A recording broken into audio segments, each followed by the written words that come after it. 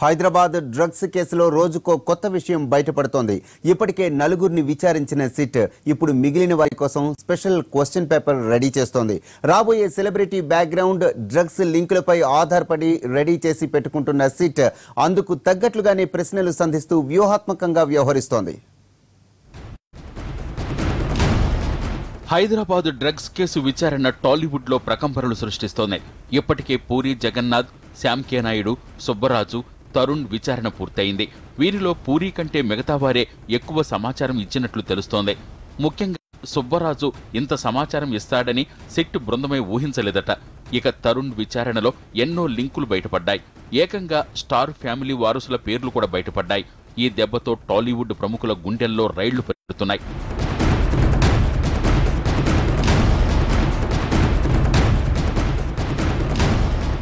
నలుగురి విచారణతోనే ఇన్ని లింకులు బయటకొస్తే ఇక మిగతా వారి విచారణలో ఇంకెన్ని వాస్తవాలు వెలుగు చూస్తాయోనని టాలీవుడ్ పెద్దలు భయపడుతున్నారు. రేపు నవదీప్, ఎల్లుండి అంటే 25న రవితేజ, ఈ నెల 26న చార్మి, 27న ముమైత్ ఖాన్లను సిట్ ప్రశ్నించనుంది.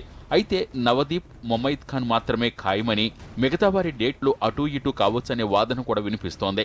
షెడ్యూల్ విషయంలో ఆచితూచి వ్యవహరిస్తున్న సిట్ అధికారులు ముందుగానే ఎక్కువ మంది డేట్లు రివీల్ చేయకుండా గోప్యత పాటిస్తున్నారు. నవదీప్కు ఇప్పటికీ పబ్బుంది కాబట్టి అతడి విచారణలో కూడా సంచలన వాస్తవాలు వెలుగులోకి వస్తాయని భావిస్తున్నారు. లాస్ట్ మంత్ నేను ఒక ఈవెంట్ చేశానండి.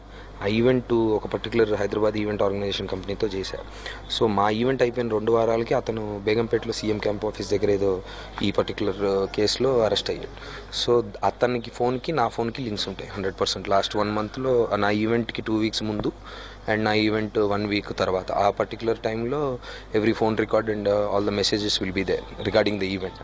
సో ఇప్పుడు మరి అతను దొరికినప్పుడు, అతను పెడ్లరా కన్జ్యూమరా అని ఉన్నప్పుడు, తన దగ్గర నా ఫోన్ నెంబర్ ఉన్నప్పుడు నన్ను పిలిచి అడుగుతారు కదా ఎందుకుందని. అది జరుగుతుంది. ఇక ముమైత్ ఖాన్ కూడా విచారణకు పూర్తి స్థాయిలో సహకరిస్తుందని సిట్ అంచనా వేస్తోంది. వీరిద్దరూ అందించే సమాచారం కేసు విచారణ తర్వాతి దశకు మరింత ఉపయోగపడుతుందనే భావన ఉంది.